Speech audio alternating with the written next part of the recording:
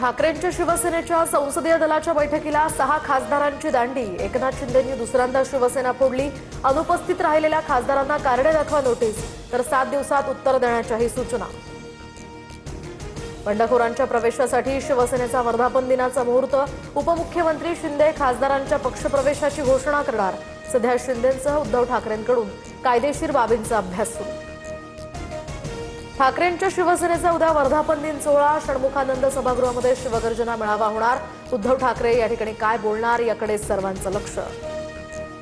ठाकरेंसोबत बंडखोरी केल्यामुळे ओमराजे निंबाळकरांवर समर्थकांचा संताप। ओमराजेंच्या सोशल मीडियावरून 6000 फॉलोअर्स घटले, तर गद्दारी करू नका कमेंट्सचा वर्षाव। बंडखोरांवर टीका करताना राऊतांनी दुसऱ्या दिवशी सुद्धा शिव्या हसडल्या। राऊतांच्या शिव्यांवर शिंदेंच्या शिवसेनेचा संताप। शिंदेंच्या सेनेसह भाजपच्या नवनाथ बन यांचाही राऊतांना जसास तसं उत्तर। बंडखोर खासदारांच्या घराबाहेरील सुरक्षेमध्ये वाढ, तर पुण्यात ओमराजे निंबाळकरांच्या घराबाहेर मोठा पोलीस बंदोबस्त। भाऊसाहेब वागचौरेंच्या निवासस्थानी देखील पोलिसांची तैनाती। यवतमाळमध्ये शेतकरी कर्जमाफी आणि पीक विम्यासाठी ठाकरेंच्या सेनेचं धोंडी आंदोलन। पोलीस आणि कार्यकर्त्यांमध्ये यावेळी झटापट।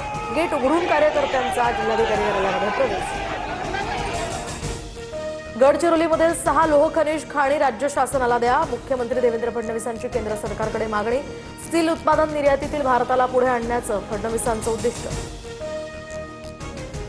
नंदुरबारच्या सातपुडा परिसरामध्ये जोरदार पाऊस। अचानक आलेल्या पावसामुळे नागरिकांची तारांबळ, मात्र उकाड्यापासून काहीसा दिलासा।